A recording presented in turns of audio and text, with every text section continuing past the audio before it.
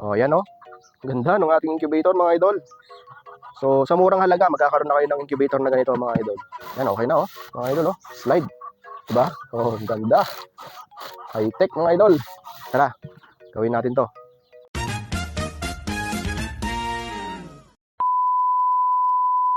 So, yun mga idol. Sa video natin ngayon, turo naman natin kung paano ito ilagay sa loob ng ating styro box, no? So, binaklas muna natin yung in-install natin nakaraang video mga idol. Binaklas natin itong connection ng bulb tsaka yung fan mga idol. Kasi yun lang naman ang kailangan ilusot dito sa butas mga idol. Itong sensor, yung temperature sensor, hindi naman na ilalagay natin dito. So dito mga idol, may mga butas na siya dati. Ayan. Kasi ginagamit na rin to natin dati. So yan, dito na lang natin isuksok yung ating yung sensor mga idol. Ipepesto na natin ito. Gamit tayo ng glue gun, stick glue mga idol, pandikit nito, no? Matibay na yan mga idol. Ipepesto lang natin itong ating fan dito mga idol. So lalagay muna tayo dito. Kabilaan mga idol. Sa gilid na 4.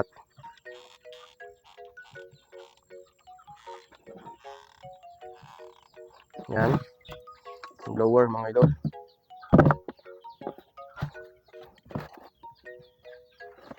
Yan. Tibay-tibay na yan mga idol. So ganito yung pwesto niyan mga idol kasi pag ganito yung buga ng hangin mga idol. Ayan. So pati rin to mga idol. Yung ating bumbilya dito rin.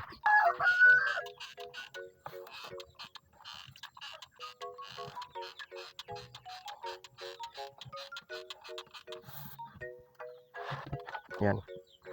So ganyan siya mga idol. Patuyin lang natin konti mga idol. Dagdag tayo dito sa gilid.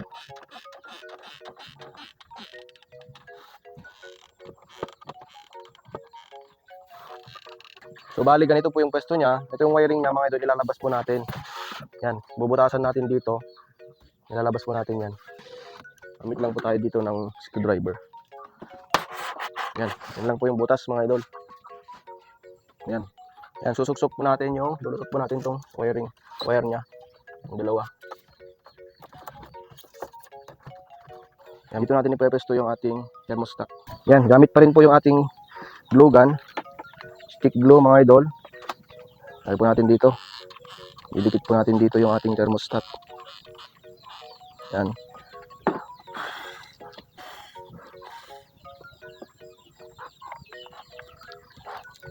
Yan mga idol. Yan. So yung wiring nito mga idol, so katulad po nung nakaraan nating video, parehas po yung connection ng blower at ng ating bumbilya.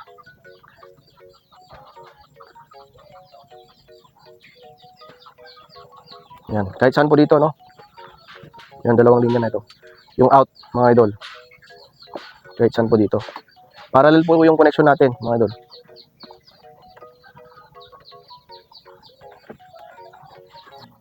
Yan, mga idol. Lagyan mo natin ng tape. Temporary pa out ito, mga idol. Yan. Pansamantagal. So ito, mga idol, yung sensor niya, ilalagay natin dito. So may butas, yan o. Ilalagay lang natin dyan. O dito sa gitna. Dapat medyo malayo dun sa ating bumbilya. Ayan siya mga idol. Ayan. So, pwede rin po dito. Kasi tatlong butas yan. Ayan. Yan po yung bibigay ng signal din dun sa thermostat kung mainit na or bumaba yung temperatura. So ganyan po yung pwesto niyan mga idol. So yung mga tray po dito po. No, dalawang tray yon. So gagawa muna tayo ng linya dito para may pasok natin yung ating tray. So ganyan po siya. No, yung itsura niya mga idol. 20 cm mga idol. Ayan. Natin.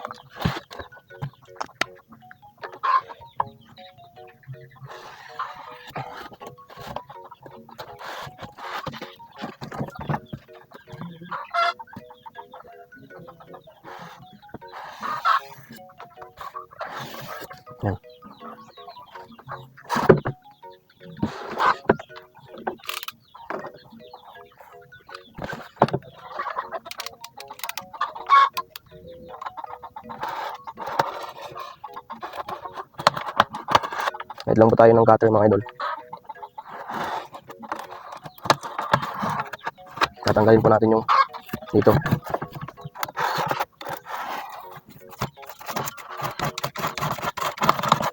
Ito po yung magiging itsura niyan mga idol. Nabawasan po natin na dito sa gilid. No? Yan, ganito po. Para hindi mo tayo gagamit ng kahoy. No? So matibay pa naman to mga idol. Hindi siya buo na natanggalan. No? Para hindi na tayo gagamit ng kahoy mga idol. Yan, no? Parang slide na rin siya. Yan. Oh. So ito po yung ating magiging itsura ng ating incubator, di ba mga idol? Pwede nyo gayahin to mga idol. Simple lang. So yung budget nito, yung sa unang vlog po natin, unang video po natin, yung mga materials na ginamit natin, nandun rin po yung mga link mga idol. Yan, yung magiging itsura. So ang susunod po natin gagawin dito, lalagyan po natin ng salamin yung takip nito mga idol. Yan. So ganito po yung itsura niyan. Ito, lalagyan pa rin po natin dito ng sarado mga idol, para hindi po siya direct na nainitan yung mga itlog. Dito po ilalagay po natin yung humidifier, yung tubig mga idol. No, para nag-circulate pa rin yung ating hangin at yung ating humidifier. Yan. So ganyan po yung itsura mga idol. Yan, oh. Yan yung 50 egg capacity natin na incubator, DIY incubator mga idol. Yan, testing natin mga idol. Saksak natin. Oh, yan, oh. Ganda ng ating incubator mga idol. So sa murang halaga, magkakaroon na kayo ng incubator na ganito mga idol. Yan. Oh, 50 capacity nito mga idol, 25 eggs. So ito, yan, oh. Yung ating DIY incubator. So yan, ito. Sarado natin. Yan. Oh, di ba? Oh, patayo po siya. Ang ginawa po natin, patayo. Nasa sa inyo na po mga idol kung pahiga o patayo yung gagawin niyo. Kung gagawin po natin dito sa takip mga idol, lalagyan po natin dito ng tape. Para gaganon lang po natin siya. Ayan, oh. Oh. Okay na, yung ating improvise or DIY na incubator. Yan. Oh, yan yung sa loob mga idol. Yan, sana po nasundan po ninyo or nagustuhan ng ating ginawa mga idol. Marami pong salamat. Magkita-kita po muli tayo sa another tutorial video po natin mga idol. Ingat and God bless mga idol.